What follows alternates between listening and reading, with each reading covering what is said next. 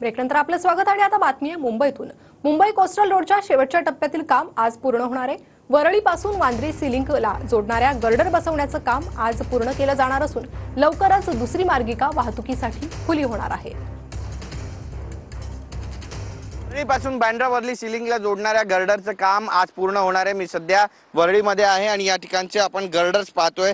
दोन मोठमोठे गर्डर या ठिकाणी उभारण्यात आलेले आहे आणि ज्यापैकी एक मार्गिका जी आहे ती आज सुरू होईल असं बोललं जातंय। कोस्टल रोडच्या साऊथच्या शेवटच्या गर्डर स्पॅनला जोडण्याचं काम आज 27 नोव्हेंबरच्या रात्रीपर्यंत पूर्ण होईल असं बोललं जातंय आणि गेल्या आठवड्यालाच हे काम पूर्ण होण्याची अपेक्षा होती, मात्र प्रतिकूल हवामानामुळे ते पुढे ढकलण्यात आलं होतं। शेवटचा 60 मीटरचा जो लांब स्पॅन आहे तो आज बसवण्यात येणार आहे आणि लवकरच दुसरी जी मार्गिका आहे ती वाहतुकीसाठी खुली केली जाणार आहे। सिलिंग वरून मरीन ड्राईव्ह कडे जाणाऱ्या वाहन चालकांना वरळीला वळसा घेऊन मरीन ड्राईव्ह कडे जावं लागतंय, त्यामुळे बऱ्याचशा समस्यांना आणि ट्रॅफिकला तोंड द्यावं लागतंय मुंबईकरांना। पण लवकरच आता हा स्पॅन पूर्ण झाल्यानंतर, हा कनेक्टर तयार झाल्यानंतर जी वाहतूक कोंडी वरळीला होत होती ती वाहतूक कोंडी होणार नाही आणि मुंबईकरांचा बहुमूल्य असा वेळ सुद्धा वाचणार आहे।